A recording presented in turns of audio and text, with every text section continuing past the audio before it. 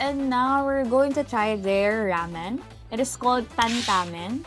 So it is a silky sesame broth. I don't know kung beef ba to. Beef ba to? Wow, grabe yung noodles nila. Tingnan ko if maanghang siya. Taste test. Soup muna. I want to try their soup.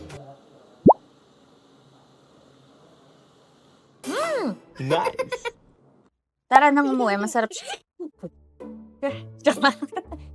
Sarap guys. Look at the serving ng ramen.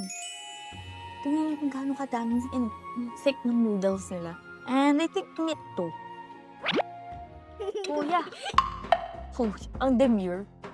Kuya, yung nasa ramen niyo po, ano po yun? Beef or meat? Beef. Ah, mali pala ako. Beef. First time ko magkamali. What? Tsak lang.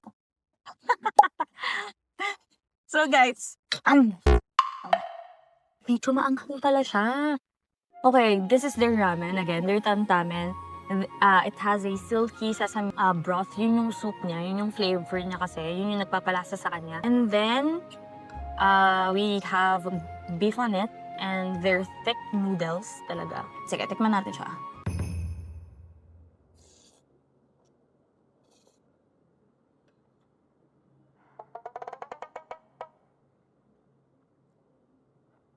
Anong pangalan ko? Nalimutan ko, sobrang sarap. Wait a minute. Who are you? Bes, dito ka sa position ka, tikman mo to. Hindi nga masarap. Tikman mo, Bes. Lasang ano siya, yung soup niya. Una medyo manamis-namis ng konti, and then dun na mag-spike or mag-keep yung konting anghang niya. Parang if hindi kayo mabilis, if mabilis pala kayo mabusog, parang good for to siya. But para sa akin, good for one to. Kaya ako itong ubusin. Ubusin na natin.